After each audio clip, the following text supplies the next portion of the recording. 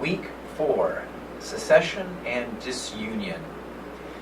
Alright, in this introduction video, again I'm going to lay out some of the basic arguments, the theme of our week, introduce you to our readings and the assignments. So this week we are gearing up for war. The drums are pounding, we hear them in the distance. We're talking about the idea of secession and what that meant to the United States and this idea of breaking the Union. Right, this unified states that have amalgamated into this one whole. What happens when that breaks? I find it interesting that secession is so commonly referenced in our country. After the election of Donald Trump, for instance, earlier this year, there were these voices who were proposing having California secede from the Union.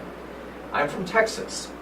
Texas has on more than one occasion threatened to secede and form its own country. Of course, the South seceded from the Union, starting with South Carolina in 1861.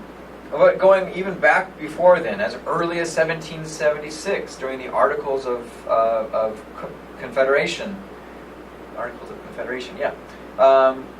States were threatening to secede from this political experiment because of disagreements about the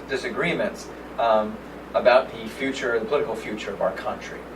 That had actually happened, I think, is a fascinating moment in our history, and how that happened, I think, is worthy of our study. So this week we're looking at that process. How did secession begin?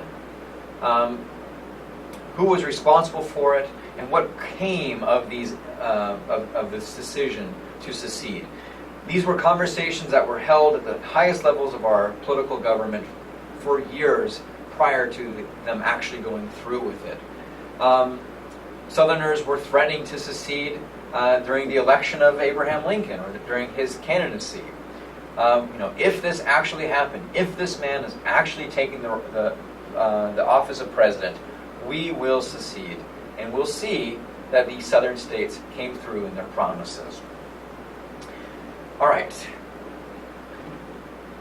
This week, again, there are 3 articles for you to look at. They are in-depth looks at this issue of secession and what it meant and how it happened.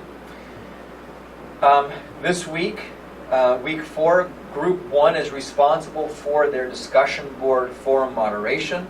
So Group 1, reminder, you're doing it this week. Group 2, you're on deck.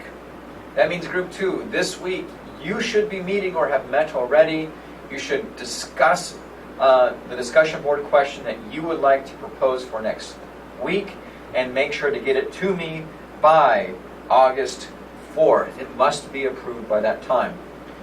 Class, you're also responsible for engaging in that discussion board. Again, let's work to make this a community. Let's help our classmates who are trying to moderate this.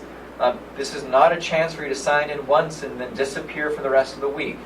This is an area where I expect you to visit once a day during the week, responding, commenting, discussing with each other, giving additional ideas. This question is something that should be on your mind during the week, and you should be coming back frequently to this. That's what I'm looking for.